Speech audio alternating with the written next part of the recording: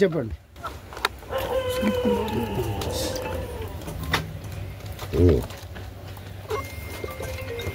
ఇలాంటి రోజు వస్తుందని ఊహించలేదండి. నిజంగా మీడియా మిత్రులకి, ముఖ్యంగా ఇద్దరు అన్నలకి నా క్షమాపణలు. మా నాన్న తరఫున, మా అన్న తరఫున నేను సారీ అడుగుతున్నాను. నేను మీ తమ్ముడు అనుకోండి, మీ వాడిని అనుకోండి, మీకు మీ తోడుంటాను. మీకు ఏదున్నా నాకు ఫోన్ చేసేదండి. నేను ఎప్పుడు ఒక్క కాల్ దూరంలోనే ఉంటాను. I will always be that to support you and your family. And I'm sorry, నా కోసం సపోర్ట్ చేసేదానికి వచ్చి మీకు ఇలా జరగడం నాకు చాలా బాధగా ఉంది. నా భార్య పేరు లాగుతున్నారు, 7 నెలల కూతురు పేరు లాగుతున్నారు. నేనేం అడగలేదు, సొంత కాళ్ళ మీద పనిచేస్తున్నాను. మా ఆవిడ కూడా వాళ్ళ ఇంటి వైపు ఏ డబ్బు తీసుకురాలేదు, వాళ్ళ ఇంట్లోనూ డబ్బు అడగలేదు, నేను అడగలేదు, ఆస్తి అడగలేదు. మా ఆవిడ 7 నెలలు గర్భవతిగా ఉన్నప్పుడు, దానికి 7 నెలలు ఉన్నప్పుడు మా అంకుల్ వాళ్ళు ప్రతి ఒక్కరూ 7 నెలలు కాదు 7 నెలలు తను ప్రెగ్నెంట్గా ఉన్నప్పుడు మా అంకుల్ విజయవాడలో ఉంటారు. అండ్ ఇక్కడ కొంతమంది అంకుల్ నాన్నగారు బాగా క్లోజు. మనోజ్, నువ్వు ఎన్నో సంవత్సరాలు ఇంటి బయటగా ఉన్నావు, నీ సొంతంగా ఉన్నావు. మీ నాన్నగారు అమ్మగారు ఒకరే ఉన్నారు.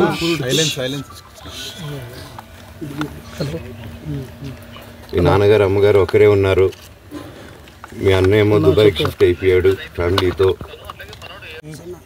తనకి ఇప్పుడు మీ అమ్మ అవసరం ఉంది, పెద్దోళ్ళు అవసరం ఉంది. నువ్వు అక్కడే ఎలా చూసుకుంటావు అంటే, నాకు ఆ రోజు మా భార్య కూడా ఒకసారి వాళ్ళు అన్నీ చెప్తున్నారు కదా, ఎందుకంటే ఒకసారి వినండి అంటే, సరే అమ్మా నీకోసం వస్తాను అని చెప్పి మళ్ళీ తిరిగి రావడం జరిగింది. అండ్ నేను ఈరోజు నా గురించి ఆరోపణలు వేస్తున్నారంటే అది నేనేం చెప్పలేను. ఓన్లీ మీకు ఆధారాలు మాత్రమే చూపించగలుగుతాను. ఇప్పుడు వాళ్ళు చెప్పి నేను చెప్పి ఇది కరెక్ట్ కాదండి, నేను ఎప్పటి నుంచో కూర్చొని మాట్లాడదాం అంటున్నాను. పిల్లలకి లోకల్లో ఉన్న, అక్కడ లోకల్లో ఉండేది ఎవరో కాదండి, మా బంధువులే అండి అందరూ. ఆ చుట్టుపక్కల గ్రామాలందరూ, మా నాన్నమ్మ ఊరు, అమ్మమ్మ ఊరు అందరూ మా వాళ్ళండి. వాళ్ళ పిల్లలు, మనవాళ్ళు, వాళ్ళ బంధువులు. సో వాళ్ళకి అన్యాయం, వాళ్ళు అర్జీలు పెట్టుకున్నారు, వాళ్ళు లెటర్లు పంపించారు, వాళ్ళన్నీ చేశారు. నేను వాళ్ళకి సపోర్ట్గా మద్దతుగా నిలబడి ఏమైంది నేను అడిగేసరికి వినయ్ అతనికి ఫోన్ చేశాను, మెసేజ్లు పెట్టాను. సార్ వాట్ ఈస్ హ్యాపెనింగ్, ఇంకా కావాలంటే కాళ్ళ మీద కూడా పడతానండి, ఈ ఇష్యూ క్లియర్ చేయండి, మాట్లాడుకుందాం అంటే చాలా దురుసుగా రిప్లైలు పెట్టారు. నేను ప్రతిదీ ఈరోజు సాయంత్రం 5:30కి ప్రెస్ మీట్ పెట్టి ఆగానండి, ఇంకా ఆగలేను. ఈరోజు ఈవినింగ్ ప్రతిదీ చెప్పేస్తాను. ఆ రోజు నేను పోలీసు సపోర్ట్ అడిగినప్పుడు స్టేషన్కి 100కి ఎందుకు ఫోన్ చేశాను, ఆ 100 దగ్గర నుంచి నేను పర్మిషన్ ఇస్తున్నాను, నాకు ప్రాబ్లం లేదు, మీరు ఒప్పుకుంటే మీరు మీ వల్ల అయితే 100లో నేను ఏం మాట్లాడానో మీరు తీసుకొని వినండి. ఆ రోజు ఆ హీట్ మూమెంట్లో జరిగిన మూమెంట్లో మాట్లాడాను. ఇంట్లో 10 బండ్లు ఉన్నాయి, అందరూ ఉన్నారు ఇంట్లో. మరి ఇన్ని బండ్లు ఉంటే ఇంట్లో ఎవరికైనా ఏదైనా అయితే కారుల్లో తీసుకెళ్తాం. ఆ రోజు 108 అంబులెన్స్ వచ్చింది మా ఇంటికి. ఈ విషయం ఎవరికైనా తెలుసా? పోలీసులు కూడా తెలుసు, అది ఎస్ఐ గారికి తెలుసు. అది బయటికి రాదు కానీ రికార్డులో ఉంటుంది కదండి, అది కనుక్కోండి సార్ 108 ఎందుకు వచ్చిందని. అండ్ నిన్ను ప్రతిదీ నేను కొడుతున్నాను, ఇది చేస్తున్నాను అన్నారు కదా సార్, సీసీటీవీ కెమెరాలు తెప్పిండి సార్. నేను కిరణ్ని, విజయ్ని ఇమ్మీడియట్గా తీసుకొని యాక్షన్ తీసుకోండి, వాళ్ళే దొంగతనం అండి. పిల్లల జోలికి వెళ్తే ఎవరికి ఇది, నేను అందుకే నాకు మా నాన్న దేవుడండి. ఈ రోజైతే ఏదైతే చూస్తున్నారో మా నాన్నని, ఇది మా నాన్న కాదండి. నేను అబద్ధాలు ఆడేవాడిని కాదు. నా గురించి మీరు ఎవరినైనా ఎంక్వైరీ చేసుకోండి, నా ఫ్రెండ్స్ని అడగండి. నాకు చిన్నప్పటి నుంచి ఉన్న స్నేహితులు ఒక్కొక్కరు వేరే వేరే వృత్తిలో ఉన్నారు, వాళ్ళు సొంతంగా కాళ్ళ మీద కష్టపడిన వాళ్ళే అండి. అండ్ నేను కూడా నా సొంతంగానే వచ్చాను, కానీ ఏ రోజు ఇది చేయండి అది చేయండి అని అడిగింది లేదు. అండ్ ప్రతిదీ నేను సాయంత్రం వచ్చి మీకు ఎక్స్ప్లెయిన్ చేస్తాను. దయచేసి కోఆపరేట్ చేయండి. అందరూ ఉన్నందుకు. విజయ్ అనే వ్యక్తి నిన్న అంత చెప్పిన తర్వాత కూడా మా ఇంట్లోనే నన్ను కొట్టేటప్పుడు అతని కారు ఉంది, వెనకాల నుంచి అలా వెళ్ళిపోయారు అందరూ ఉండగానే. మీరు అతని కారు నంబరు, అతని సిగ్నల్ ని దయచేసి ట్రాక్ చేయండి. అన్ని కంప్లైంట్లు పెట్టిన తర్వాత కూడా మా ఇంట్లో ఎందుకున్నాడు ఆ దొంగ? మీరు దయచేసి ఇది ఇమీడియట్ గా చేసుకోండి. నేను సాయంత్రం లోపల ఒకసారి మీరు అన్నారు ఇందాక మా నాన్న దేవుడు అని చెప్పి, ఎవరు ప్రభావితం చేస్తే తను మారాల్సి వచ్చింది? మా నాన్న మీ షోల్డర్ మీద గన్ను పెట్టి కాలుస్తున్నారండి, క్లియర్ గా కాలుస్తున్నారు.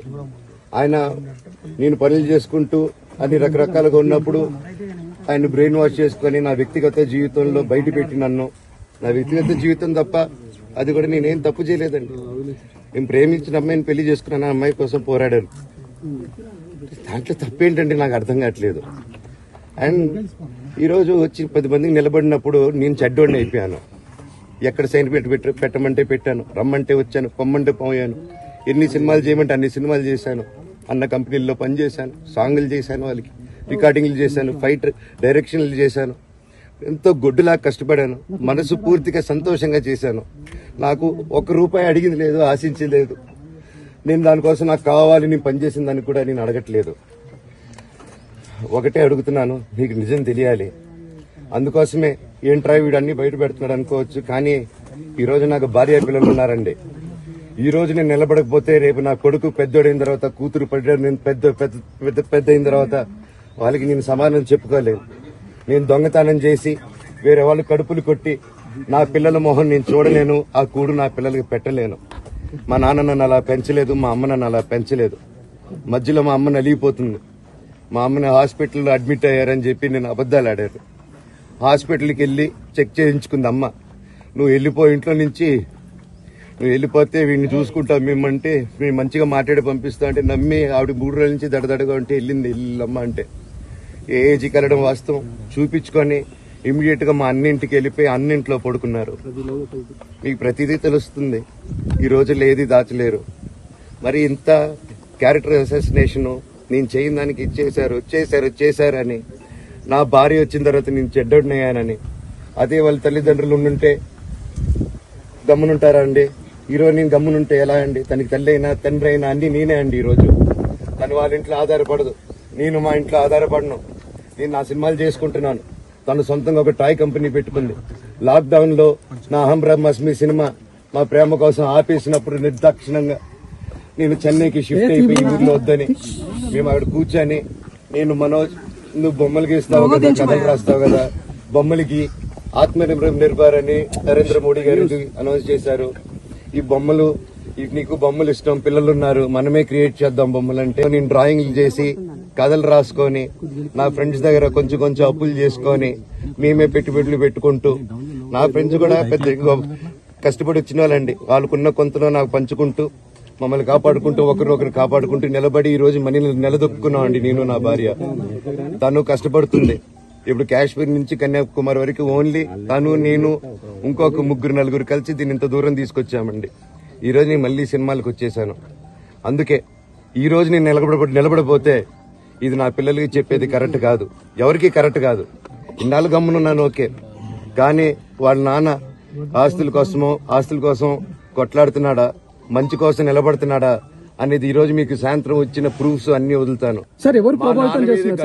కాల్చే వినయ్కి, మా అన్నకి సాయంత్రం ఎవరు ప్రభావితం చేస్తే అలా మారుతున్నారు సార్? మోహన్ బాబు గారు ఎవరు ప్రభావితం సార్? ఇప్పుడు సిపి ఆఫీస్కి వెళ్తున్నారా? సిపి ఆఫీస్కి వెళ్తున్నారా? సిపి ఆఫీస్కి వెళ్తున్నారా చెప్పండి. అవునండి, నన్ను హాజరుపరచమన్నారు, 10:30 రమ్మన్నారు.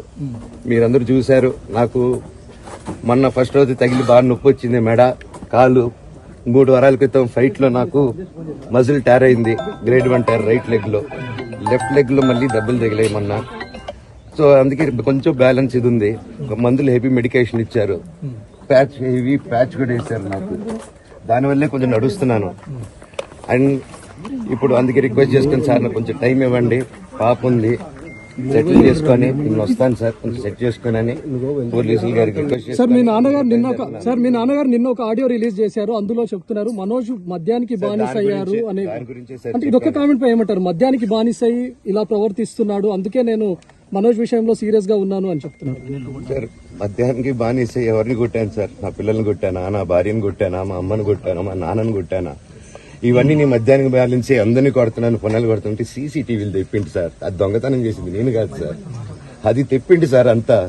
అప్పుడు మాట్లాడదాం సార్ మనోజా ఎవరా అని. ప్రెస్ మీట్ ఎక్కడ పెడతారు సాయంత్రం? చెప్తానండి, నాకు ఇంకా కొంచెం క్లారిటీ రావాలి. కమిషనర్